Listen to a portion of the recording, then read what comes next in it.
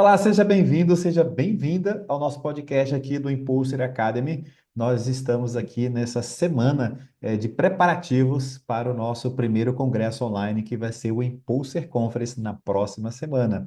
E nós estamos gravando aqui uma série de podcasts com os palestrantes do nosso evento, para que a gente possa conhecer um pouco mais sobre a vida deles, sobre a carreira, sobre aquilo que eles fazem, o seu propósito de vida, no que eles estão conectados, qual a intenção que eles têm de trazer a sua mensagem para a palestra, para poder compartilhar com você que nos acompanha aqui.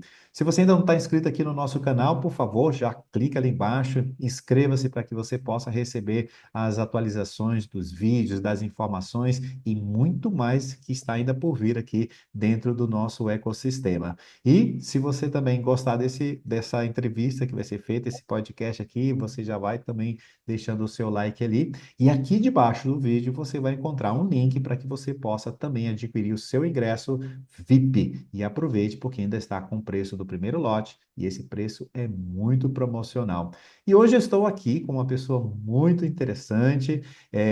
Ela é lá de Cuiabá, é uma psicóloga muito experiente, né, que tem uma visão muito profunda das necessidades humanas e ela se dispôs, né, a trabalhar aqui com a gente nesse evento, oferecendo o máximo de si para que você também possa entender, você possa ter informações, conhecimento e você, enfim, colocar em prática, né, algumas ações para que a sua qualidade de vida melhore, você amplie o seu bem-estar em todas as áreas da sua vida.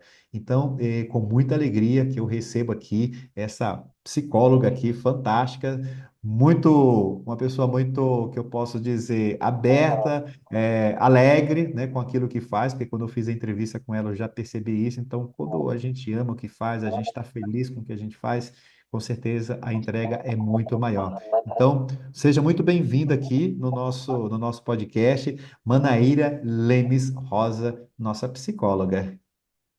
Muito obrigada, querida. É um prazer estar aqui com vocês, né? O objetivo do congresso, a visão que vocês têm e a conversa, o bate-papo que a gente teve muito a ver com o trabalho que eu desenvolvo, então faz muito sentido para mim estar aqui com todos vocês, viu? Muito agradecida. Legal. E é interessante, a gente estava conversando aqui um pouquinho antes de entrar aqui, ou seja, ela está na cidade de Cuiabá, né, gente? Então ela terminou falando que lá ou é quente ou é muito quente, né? E nós estamos aqui em São Paulo no frio, mas enfim, então calor é o que não falta naquela região do centro-oeste brasileiro maravilhoso, né? Enfim, e é muito legal a gente poder ter essas interações com as pessoas de regiões diferentes. Nós temos palestrantes do Rio Grande do Sul, de Santa Catarina, de Mato Grosso, daqui de São Paulo, que é mais, nós temos do Espírito Santo. Então, é interessante a gente ir conhecendo e conversando com esses profissionais que vêm trazendo um pouco também da sua cultura, né, do seu pensamento, do seu modo de viver, né, na sua cidade, nos seus estados. Isso é muito rico, né? Não somente os sotaques, o linguajar, mas também as experiências, né? Porque quem está numa cidade, por exemplo, como São Paulo, tem uma visão de vida. Quem está em Porto Alegre tem outra, quem está em Cuiabá tem outra, né? Algumas coisas batem ali, mas outras também vai trazendo essa visão de mundo de acordo com a cultura que nós vivenciamos aqui. Por isso que acho que o congresso com esses profissionais de diversos estados, ele vai ser muito rico, não só pelo conhecimento deles, mas também pela cultura e pela experiência e visão de mundo, né? E pegando esse gancho aqui de experiência e visão do mundo, né? De mundo, Manaíra, fala pra gente um pouco como é que foi sua jornada na psicologia, se você, quando terminou ali o ensino médio, era isso já que você queria, que influências você teve, como é que você chegou nesse lugar da psicologia? Ponte, eu tô tão agradecida, é um momento da minha vida que eu tô assim muito satisfeita e muito agradecida mesmo, né? Porque poder fazer aquilo que eu amo, né, todos os dias como meu ofício, não é para todo mundo, né? Como toda jovem, eu meio perdida no que eu escolher para o resto da minha vida, né? Porque até então era assim, vai ser o resto da sua vida, Hum. coisa que hoje em dia já não é mais assim, né? A gente sabe que as pessoas têm uma visão e têm uma tendência a ter múltiplas carreiras, na atualidade e cada vez mais vão se reinventando. Então eu comecei, fiz um pouquinho do direito, mas entendi que não era aquilo ali. Eu falava, eu, não, eu acho que eu não quero confrontar com as pessoas, eu quero acolhê-las. Até que eu entendi que era psicologia, né? E quando eu me formei, lá em 2010, quando eu formei em 2010, eu tive uma oportunidade numa secretaria de Estado aqui. Fiquei na gestão de pessoas um bom tempo, fiz um trabalho muito bacana. E paralelo a isso, a clínica, né?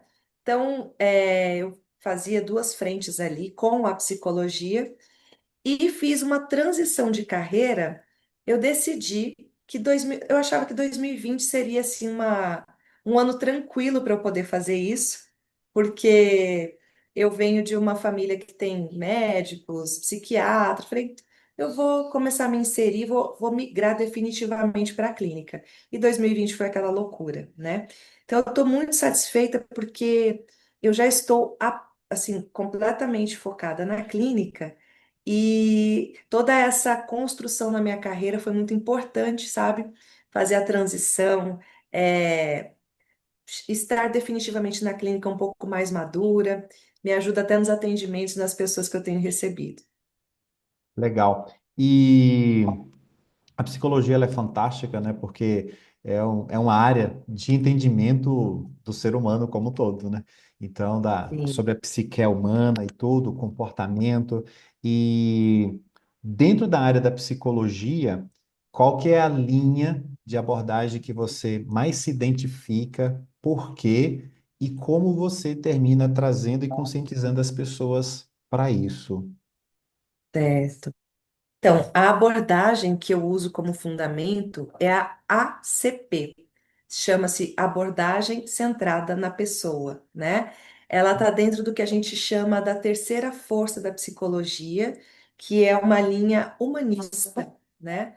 Ah, só para que tem muita gente que me fala, Manaíra, eu não conheço muito, não sei muito sobre essa abordagem.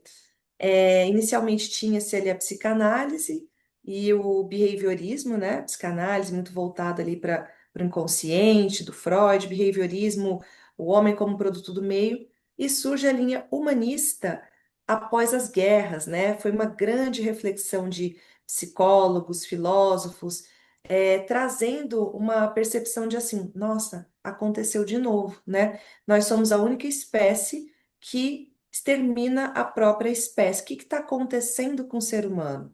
Então, essa linha da psicologia, essa força humanista, ela traz uma percepção de que a gente vai se atualizando na vida. É como se a gente fosse fazendo downloads, né? Assim, hoje a Manaíra é essa aqui, mas daqui 5 anos, daqui 10 anos, essa tendência ao crescimento, né? Essa tendência inata, como se fosse uma força que vai me atualizando, me preparando para estar no mundo e nas relações, ela vai se modificando. Então, com base nos estudos do Carl Rogers, que eu desenvolvo meus atendimentos, as palestras, os momentos que eu tenho aí de interação fora do consultório também. Costumam me perguntar muito, você trabalha com algum nicho? Eu digo que eu trabalho muito com as mulheres 40 a mais, porque são um espelho de mim mesma, né? Então, tem muitas demandas próprias ali. A mulher que teve filho ou que não teve, que quer trocar de carreira, que já está se preparando aí para uma transformação hormonal, pré-menopausa. Tem muitas coisas que a gente estuda, né, nesse indivíduo que está neste tempo, nessa fase do seu desenvolvimento humano. Mas, Fonte, toda vez que eu falo, olha, não tem um nicho definido, mas eu recebo muitas mulheres toda semana, né? Toda vez, na próxima semana, você pode saber que quem é que vai chegar? Um homem. Como? Porque aí chega o marido, chega o irmão e fala assim: Olha, você atendeu fulana e eu vi a transformação dela. Eu vou fazer terapia, mas só se for com você. Então tá tudo certo, né? Aí eu digo que atendo adultos e adolescentes, mas de uma forma geral, o meu olhar era mais voltado para as mulheres na clínica, né? Sim, sim. E também tenho um trabalho com as empresas, sempre propus ali momentos de prevenção e de promoção da saúde mental no contexto laborativo, nas organizações, né? E, e agora, mais recentemente, tenho implementado as atualizações da NR1, né, nas Legal. empresas, nas instituições. Mas antes de você entrar aqui, e a gente vai entrar com certeza nesse processo, deixa eu só voltar uma questão que você trouxe aqui da questão, né, do nicho, da mulher e tudo, mas também do homem. Existe resistência do homem para olhar para si e fazer terapia? Você talvez possa ter essa definição muito bem clara, né, nos seus anos de experiência, né? Existe essa resistência? Se sim, como é que você olha isso? Quais as possibilidades? O que que você pode falar para os homens que estão te assistindo aqui? Poxa, olha, vai por aqui, existe essa possibilidade, né? O que que o homem precisa vencer para poder ultrapassar essa barreira de resistência, se é que ela existe? É, Olha, a saúde mental como um todo ainda precisa ser muito desmistificada, viu, Fonte? Uhum, Tanto a psicologia como a psiquiatria, mas os homens têm se aberto muito mais, viu? Mas é fato que sim, ainda tem muita resistência, até porque ainda é complexo para um homem pedir ajuda, né? Procurar um profissional porque não estou bem, né? Porque eu quero melhorar ou porque eu estou realmente no momento ali olhando para uma dor, um diagnóstico específico, ainda é muito mais difícil para um homem, sim, né? A mulher ela é naturalmente mais voltada para um autoconhecimento, né? Para percepção de si mesma, como é que eu estou me sentindo, vou me acolher para estar bem, eu cuido de mim para estar com o outro, né? Ainda é mais fácil para a mulher, mas tem chegado muito mais homens, viu? uhum. Graças a Deus, e o pós-Covid, né, a pós-pandemia, mudou muito essa mentalidade. Os homens estão percebendo cada vez mais a necessidade de trabalhar e cuidar da saúde mental. E os homens mais jovens, sobretudo, estão chegando assim muito abertos e até já preparados, vamos dizer. Eu recebo rapazes aí de final dos 20 e pouco, começo dos 30 que já meditam, que já tem uma busca ali pelos pilares da saúde como um todo, né? Já faz exercício, cuida da alimentação, é, tem um cuidado ali com a interação social, e aí, naturalmente, procura a terapia. Então, para os homens mais jovens, isso já está muito mais desmistificado. Eu Uhum. vejo que eles têm já naturalizaram, buscar mais esse tipo de serviço, né? E os mais maduros chegam após muita dor, após muita frustração, após muitas situações que passaram sozinhos, até que parece que se rendem à psicoterapia, né? Mas estão chegando. Os mais velhos estão ainda reagindo e os mais novos estão prevenindo, é isso? Praticamente isso, é Uhum. praticamente isso, né? Os mais velhos estão ali precisando de na sua grande maioria, de um tratamento mesmo, da gente tirar essa pessoa da dor, neutraliza para levá-la para um potencial de florescer. E os mais jovens, assim, antes de esse processo ficar mais crônico, eles já estão mais abertos. É isso mesmo. Tá. E você atribui alguma coisa, essa mudança desse perfil no homem? Você atribui alguma coisa? Você tem algum estudo com relação a isso? Já refletiu sobre isso? Sim, acredito que principalmente informação mesmo, né? Informação, o pós-pandemia, né? O pós-pandemia, a gente ainda está vivendo cicatrizes desse período, né? Muita dor, muitos transtornos, muitas perdas familiares, lutos. Isso impactou muito em todos os ambientes, né? A saúde mental saiu daquela coisa privada ali só do setting terapêutico para precisar ser falada a público, né? Para ultrapassar as barreiras ali do consultório. Então, eu acredito que é realmente um contexto de atualização, de informação, como a galera mais jovem realmente é, acaba tendo mais acesso a atualizações, né? Fica mais flexível, fica mais fácil ajustar no meio do caminho. Um homem mais maduro talvez já tenha seus valores mais consolidados, tem uma tendência a estar um pouco mais rígido, portanto, um pouco mais fechado, né? O que não quer dizer que ele não venha a se abrir, mas tem uma tendência a ser um pouco mais demorado, né? Isso Uhum. acontece. Legal. Muito interessante, né? Essa análise mesmo, que a gente vai percebendo uma mudança mesmo na sociedade, né? E justamente nesses Sim. papéis, nessas resistências, algumas ainda bem cristalizadas, mas outras já sendo ali vencidas, Mas, né?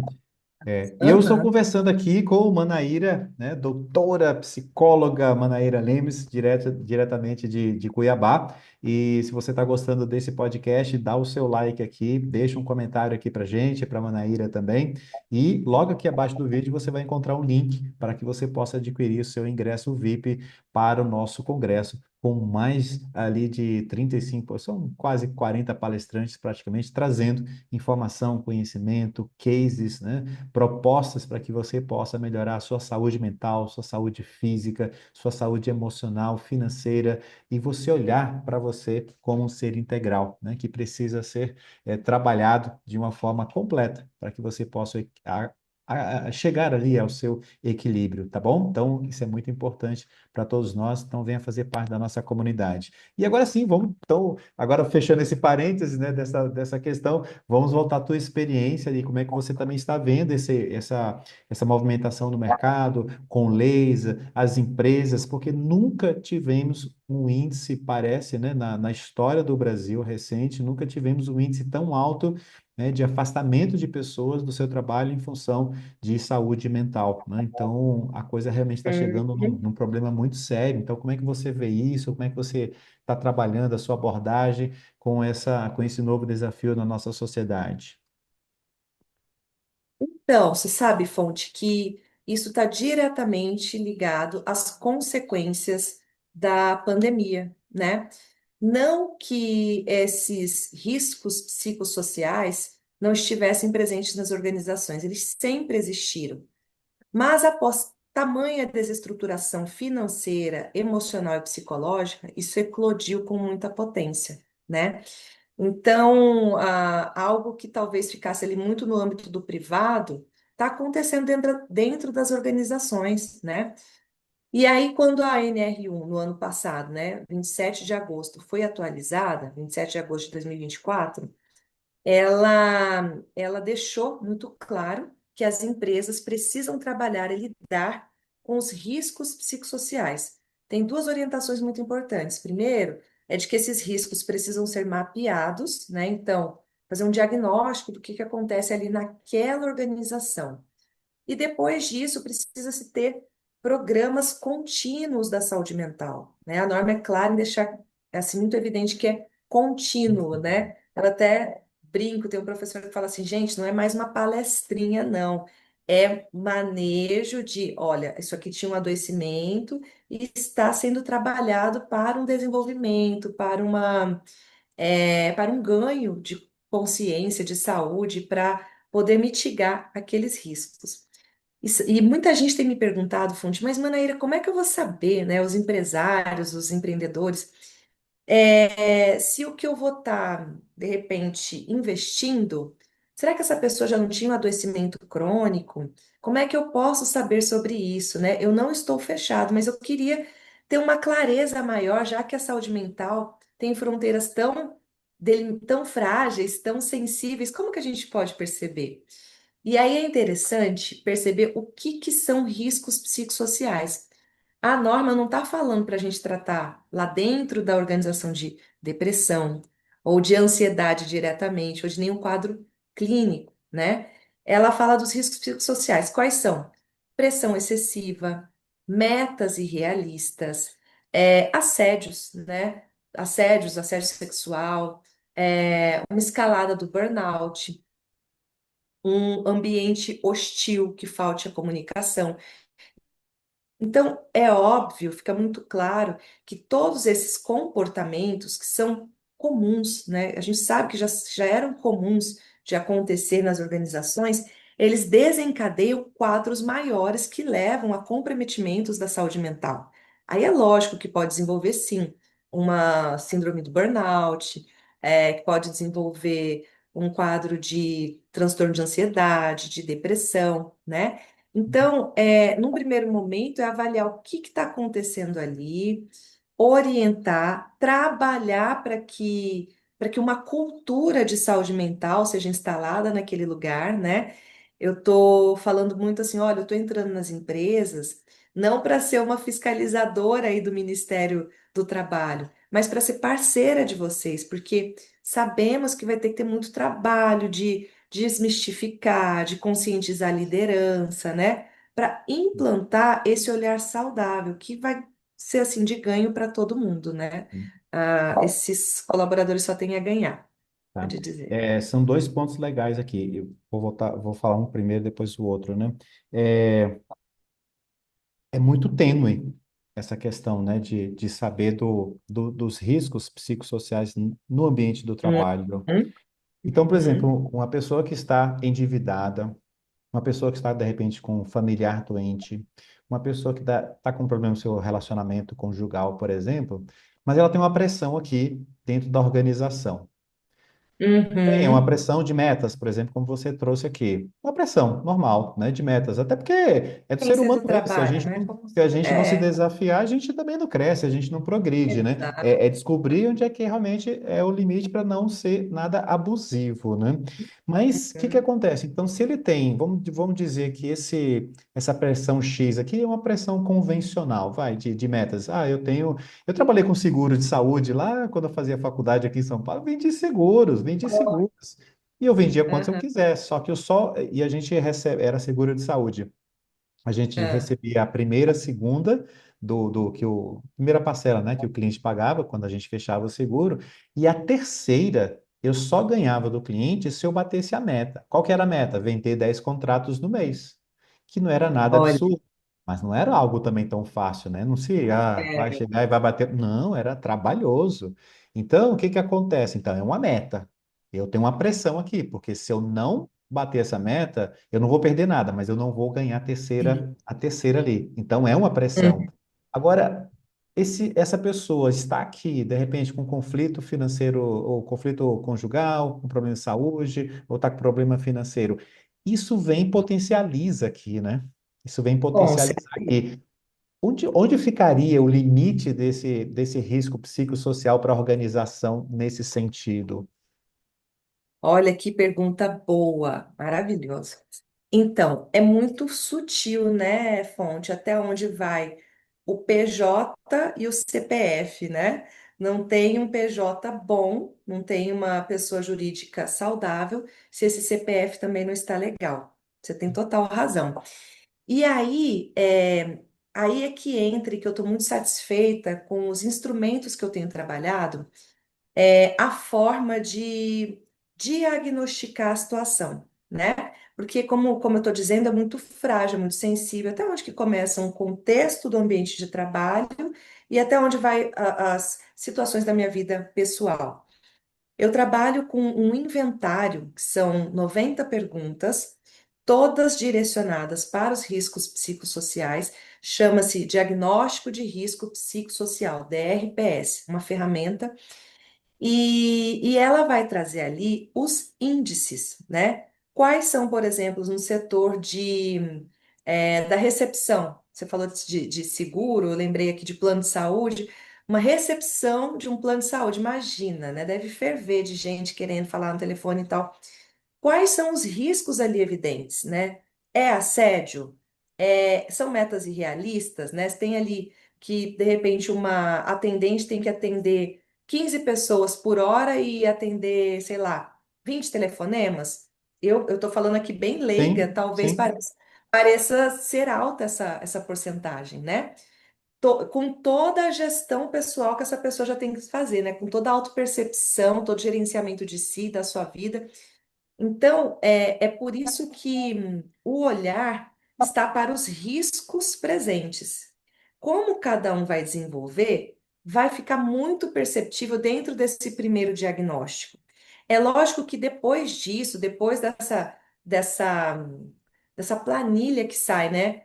porque o jeito que eu trabalho até tem assim um ranking. Olha, primeiro a gente vai ter que trabalhar vida pessoal e vida profissional antes do assédio, vamos dizer assim, isso está mais aquecido. Se está mais aquecido, temos que apagar esse incêndio primeiro. A organização ganha com isso, as pessoas ganham com isso. Olhando para os riscos do ambiente, a gente vai ver também as necessidades pessoais ali. E aí, naturalmente, outras possibilidades vão se abrindo, como, por exemplo, oferecer plantão psicológico, né? Que não é fazer Uhum. a clínica dentro da empresa, mas que essa empresa possa direcionar os colaboradores para um atendimento pontual, que o plantão não é uma terapia contínua, né? É de 1 a 3 atendimentos pontuais. Aí sim, essa pessoa pode ser direcionada para um acompanhamento contínuo. De repente, essa empresa pode investir em plano de saúde, pode investir em momentos ali de mindfulness, de relaxamento, de descompressão, né? Então, essa possibilidade de olhar para o ambiente, avaliar, metrificar, medir os riscos do ambiente, ela vai falar das pessoas também, né? Ela vai falar das pessoas daquele setor, como é que elas estão desenvolvendo. Porque tem um risco também, né? Uma das questões a gente sabe que quando um ambiente corporativo está muito adoecido, tem muita questão do absenteísmo, né? Que, puxa, começa a faltar, aquela pessoa só de pensar em chegar ali, o corpo já trava, dá um bolo no estômago, né? É a síndrome do domingo para segunda, que, ai, só de pensar eu já arrepio. Mas também temos muito o presenteísmo, que é a pessoa que está ali, ó, de corpo presente, mas que não consegue desenvolver, né? Que não está fazendo uma diferença e uma produção de qualidade, nem para a organização e nem para suas metas pessoais. Então, ao lidar primeiro com o ambiente, isso vai mostrar o grau de qualidade e de engajamento das pessoas envolvidas, né? E aí vão sendo etapas, vão sendo como que escaladas. Primeiro, eu vou entrar falando, olhando e avaliando o ambiente. E aí a gente vai propondo justamente esses programas de atenção à saúde mental contínua, né? E aí dá para aprofundar, para levar um plantão psicológico, para levar um treinamento de primeiros socorros psicológicos. Como é que você faz com um colega, de repente, que está em crise, né? Ou alguém que recebeu uma notícia do luto dentro do ambiente de trabalho? São situações que tem assim, eu vejo um universo de possibilidades, sabe? Muitas coisas que vão se abrir, mas como cada casa, cada empresa, cada organização vai ter as suas necessidades Perfeito. específicas, né? Legal, e é bom. E aí, outra situação, e aproveitando isso, cada um vai ter sua necessidade, no que você trouxe agora há pouco também, né? Seja o psicólogo, o terapeuta, o profissional que vai estar ali Uhum. trabalhando com a empresa, não é um fiscal do governo, não é um fiscal da empresa. O Não. problema é que muitas pessoas pensam isso, né? Eu trabalhei numa empresa de consultoria como coach uma época, e quando a gente chegava, o pessoal já sabia, né? Que tá fazendo coach aqui para poder saber qual vai ser o limpa, quem é que vai ser demitido, e quem não é, quem não vai ser demitido. Então, existia também dentro dessa empresa essa cultura, né? Então, quando começava o coach dentro da empresa, vinha a palestra, vinha a conscientização, o workshop, depois vinha o coach. E, ou seja, para poder mapear todo mundo, essa era a crença que existia, né, no ambiente É. corporativo, de que depois a gente passaria a relatórios ali para a liderança para saber É. depois onde a faca ia acontecer. E não era nada disso, né? Uhum. Porque o desafio era colocar todos no processo de desenvolvimento, né, de habilidades e competências. E é natural que aqueles que não se adequam e não entram naquele ritmo, né, das metas que são estabelecidas pela organização, vão precisar se readequar. E se não se readequar, precisa ser desligado, porque a empresa não vai, né? Tipo, ó, eu estou precisando de um cara velocista, não estou precisando de um maratonista. Então, mas de repente tem uma Sim, empresa que precisa sim. do maratonista e não do velocista, né? E aí tudo bem. Exato, E se fosse o meu caso, exatamente. seria o maratonista. Eu não tenho muita, eu corro, né? Eu faço corridas e tudo. E eu não sou muito veloz, mas eu sou muito resistente. Sou resistente. Então, eu estaria nesse time aí. Se fosse veloz, eu falei, pode me desligar que eu não estou nessa parada aí, não. Eu Legal. também. Tem mais esse perfil aí. Aham. Legal. E aí, pensando em tudo isso, né, na tua experiência, no teu conhecimento, nesses desafios, e são muitas possibilidades mesmo, como você falou agora, são muitas. Nossa equipe toda, a Cibele, eu aqui, a equipe, a gente vê realmente um campo enorme se abrindo agora, um campo se enorme abrindo, e eu acho que vai até faltar profissional para poder atender tanta necessidade do mercado. Vai faltar profissional, porque realmente Eu acho pensar em forte. todos os níveis, realmente é algo muito grande, né? E Uhum. então, pensando nisso, o que que você trouxe, né, para o nosso congresso? Qual é a temática da sua palestra? O que que você pretende entregar para as pessoas? Qual é a sua intenção, a sua mensagem da palestra? Sim. Então, eu venho estudando sobre a NR1 desde o ano passado, né? Como eu falei lá que a minha primeira experiência foi com direito, quando eu li a norma, eu falei, meu Deus, isso aqui vai ter que estar bem adequado, né? Vou ter que estar bem preparada para lidar. E muito tem sido falado sobre a NR1. Mas eu quero trazer mesmo essa percepção, Fonte, de uma cultura da saúde mental, né? Não é do dia para a noite, é uma implantação progressiva, sistemática, assertiva. Eu falo que para trabalhar com a saúde mental, a gente precisa de cuidados pessoais, eu preciso fazer a minha gestão, atitudes institucionais, né? As empresas, organizações, elas precisam promover esse desenvolvimento e medidas políticas públicas, desculpa. Então, tem um âmbito que sou eu comigo, eu no ambiente que eu estou e algo maior, que é o Uhum, Estado, a nação, a federação. Então, assim, olha o tamanho disso, né? A gente está falando de um campo da vida, a saúde mental e a saúde como um todo, que ela foi, é e sempre será multifatorial. Então, pensando nisso, eu quero trabalhar o tema de NR1, a base para a saúde no contexto corporativo. Não só falando sobre os riscos, né, psicossociais, sobre esse olhar bem pontual que inicia uma transformação, né? Porque eu acredito que isso ainda vai desenvolver, acho que é uma onda, né? Tá sim, começando, acredito que sim, ainda vai ter muita coisa aí pela frente, mas entender que é um movimento para instalar de forma saudável todo o desenvolvimento, relacionamento, é, toda a possibilidade de trabalho ali naquela organização. Então, eu vou trazer um pouquinho sobre a NR1 como base para a saúde no ambiente corporativo.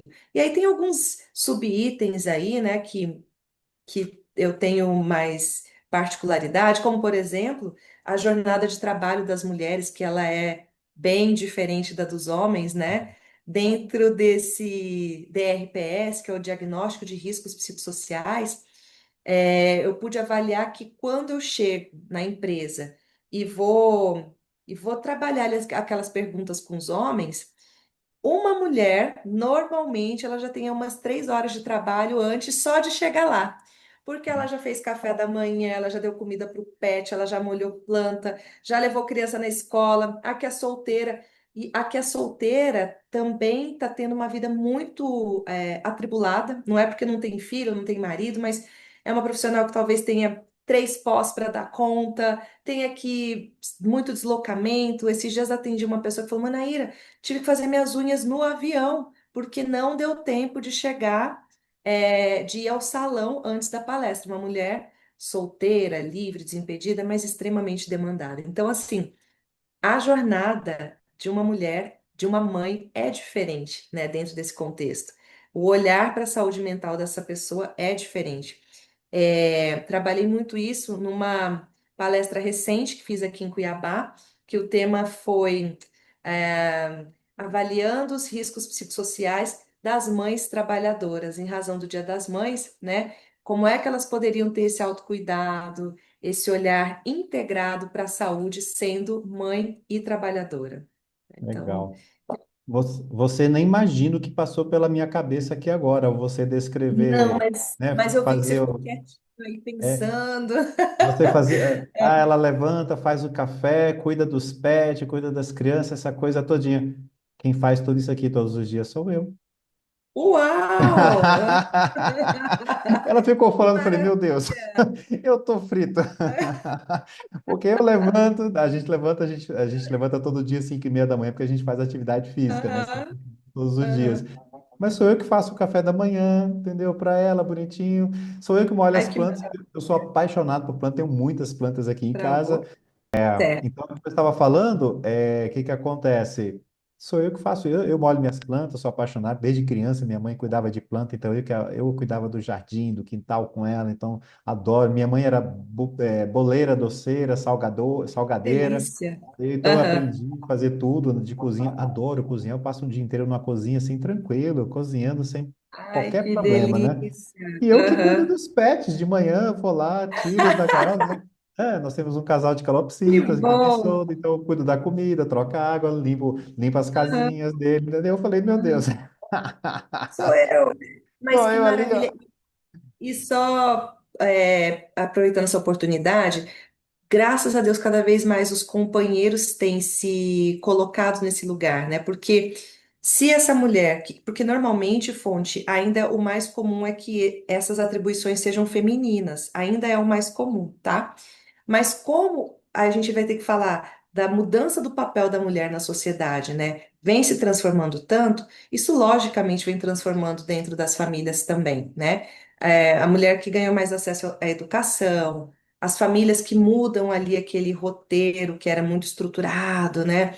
Tradicional, talvez a companheira possa ser a pessoa provedora ou trabalhar na mesma porcentagem financeira ali que o parceiro, né? Então, o papel da mulher saiu de um lugar de passividade, de sombra na sociedade para protagonismo. E isso muda tudo, mas não muda tanto a jornada dessa mulher, porque precisamos sim, ganhamos espaço, ganhamos dinheiro, ganhamos a voz ali nas organizações, mas muitas vezes sobrecarregadas, né? Aí eu falo que a gente tem uma tendência na nossa sociedade a querer equilibrar os potinhos. Então, a mulher que é mãe, que é trabalhadora, que muitas vezes vai cuidar de pais idosos também, ou que tem ali uma atribuição na sua comunidade religiosa, para ela se sentir bem e suficiente, parece que ela tem que estar 10 de 10 em todos esses lugares. E é humanamente impossível, porque se você está dedicada ao âmbito profissional, eu estou muito focada agora com a NR1, trabalhando palestra, reportagem, né? Não tem como estar na mesma porcentagem na maternidade. Não tem como estar na mesma entrega na troca social. Não tem como estar no mesmo nível de comprometimento cuidando dos pais. Então, muito mais saudável seria, ao invés de equilibrar, eu sou uma pessoa que eu trabalho muito o equilíbrio na vida, eu gosto muito de uma vida leve, né? Os pacientes que chegam até mim, eles buscam esse olhar leve. Minha sala é dentro de um jardim, eu adoro essa visão de mundo. Mas muito, muito mais saudável e apta seria a descrição de equalizar. Você lembra ali dos aparelhos de som que era assim, uma fileira alta de luz, outra média, outra baixinha, outra É, mais sim, alta ainda. Então, a equalizador. mulher que está direcionada à maternidade, ela vai estar numa entrega disso aqui para o filho, se está amamentando para a família. De repente, como profissional, vai estar aqui. De repente, na vida social, não está tendo. E entender as prioridades do momento é necessário, né? Porque senão segue ali se sentindo o quê? Uma impostora, insuficiente, eu não faço nada direito, né? Então, a jornada de uma mulher, ela ainda é bastante diferente, né? Que bom que a gente já está tendo homens assim com essa consciência, parceiros, né, que cuidam e que nutrem de outras ambiências e outras dimensões da vida, mas ainda as mães, sobretudo, ainda têm uma carga Sim, bastante diferente, de né? modo geral, Bastante. sim. Nós estamos sim. chegando ao final desse nosso podcast aqui, né, com a nossa querida Manaíra, e muito legal, ficaríamos com certeza aqui algum tempo mais batendo papo, né, e Né? é muito interessante quando a gente conversa assuntos bons, interessantes, saudáveis, né, que podem nos elevar para um outro nível, né, e com pessoas que queremos bem, que a gente se sente também confortavelmente ali naquele momento. Então, isso é muito bom. São essas coisas que a gente precisa procurar na nossa vida, uma das que a gente precisa procurar. Naira, eu sempre faço uma pergunta igualzinha para todos os palestrantes e você não seria É, diferente, né? certo. O que que move a Manaíra a fazer o que ela faz todos os dias? Ai, sabe o quê? Sabe o que que eu mais fico feliz quando eu encerro meu dia de trabalho e às vezes estou ali com o corpo cansado, com a mente cansada, mas com o coração parece que dilatado e feliz, poder levar alegria e acho que liberdade para a vida das pessoas, porque eu entendo que a psicoterapia, a saúde mental, entender o seu diagnóstico, o ponto em que você está no seu desenvolvimento humano, é te dar ferramentas para você ter liberdade de expressão, né? Acho que é algo, um valor muito alto para mim, o da liberdade de poder ser quem sou, como sou, não para afrontar ninguém, né? Até porque o meu jeito é muito leve, é muito tranquilo, mas a liberdade de ter os meus contornos. Então, eu vejo no processo terapêutico, seja em grupo, na corporação ou no ambiente individual, essa autonomia, né? A liberdade de ser quem eu sou. Isso aí, isso não tem preço, tem valor, né? Isso me move diariamente. Bacana, bacana, muito bom.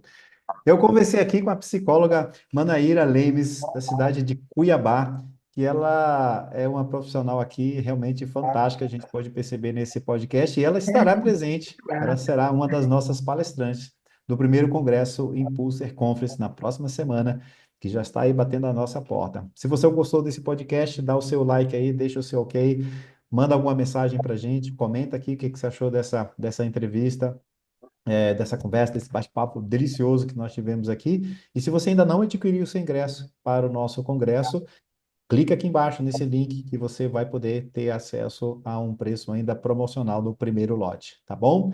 Então eu agradeço a cada um de vocês que chegou até o final aqui desse podcast. Agradeço imensamente você, Manaíra, em nome de toda a nossa equipe, da Cibele Sasca, minha sócia, e em meu nome também, por você estar aqui presente com a gente e ter confiado, né, no nosso propósito, naquilo que a gente conversou naquela entrevista, e você confiou naquilo que a gente conversou e hoje está fazendo parte dessa jornada que está apenas sendo iniciada com esse congresso. Então, fala aqui para a gente quais são suas redes sociais, como é que o pessoal te encontra, dê o seu até Uhum. logo para as pessoas aqui que estão te acompanhando e faça o convite para eles participarem do congresso e assistirem a sua palestra.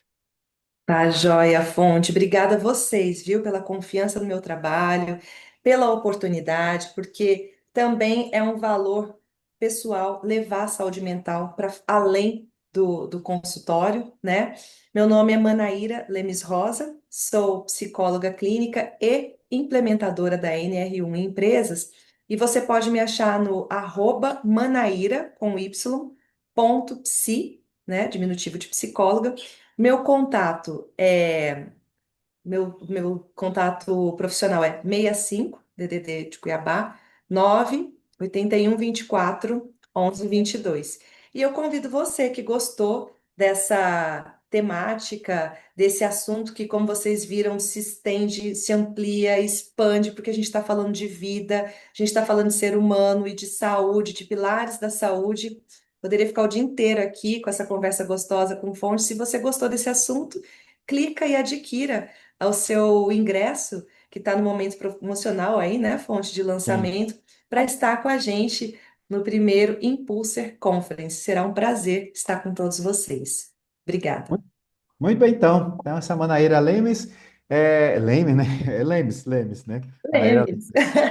E, enfim, desculpa. Mas é isso, finalizamos então esse nosso podcast. Um beijo bem grande no coração de cada um de vocês. Fiquem bem, fiquem em paz e vamos para cima, porque a gente precisa cuidar melhor da nossa saúde integral. Um abraço, até a próxima. Tchau, tchau. Até, tchau, tchau. O que faz uma marca ir além do comum? Para nós, é quando ela nasce com propósito. A Impulser Academy existe porque as exigências do mundo moderno, tudo em tempo real, reflete diretamente no ambiente de trabalho. E tudo se tornou imediatista, mudando o comportamento humano. E as empresas precisam mudar junto, com mais empatia, com mais consciência e mais saúde emocional nas relações. Nós somos um ecossistema de soluções para ajudar empresas e pessoas a encontrarem esse equilíbrio. Não é só sobre entregar metas, é sobre criar ambientes onde as pessoas se sintam seguras, vistas e capazes de dar o seu melhor.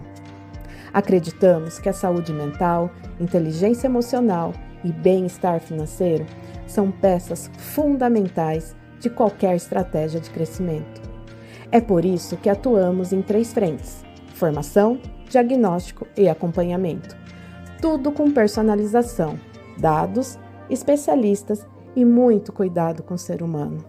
A Impulser é sobre isso: transformar empresas de dentro para fora. Com resultados, sim, mas com propósito acima de tudo. Porque no fim, marcas que cuidam de pessoas crescem com mais força.